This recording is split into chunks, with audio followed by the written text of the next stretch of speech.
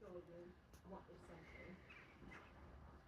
So first things first, we do have a little makeup gallery card, and it says, "Hey God, we're excited to share some of our best-selling products with you. You might have noticed we've had a little bit of a glow up. Our formulas are still the same, ones you adore, just with fresh new packaging and new exciting additions. We hope you love our products, all under £5, so you can look fab without breaking the bank. Sold exclusively in Poundland stores. And don't forget to tag us on Instagram and TikTok, Love Makeup Gallery."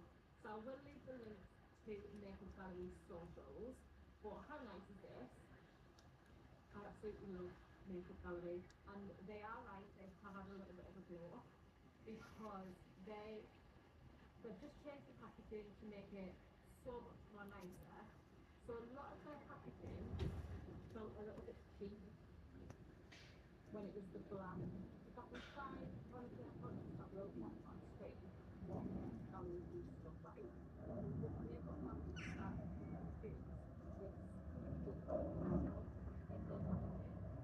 The first thing that I like is and so you can maybe use one to apply an eyeshadow and then use another to like blend it out just with the clean brush to like smudge it and blend it out a lot more evenly. That's actually preferring my eyeshadow. Also, I've got to say, Beauty Bay makes some really good eye brushes as well. I didn't wash mine. They are in like my makeup pots somewhere. Spectrum also makes some really nice brushes. When I out of corner, I generally tend to go for one that's a little bit more flat, but it's still kind of fluffy. This one is the L'Oreal A22. This one is the Color Cosmetics K21 brush. So I'm just going to use that actually. Why not, eh? It's the shade Smooth in the Super Spice palette, which is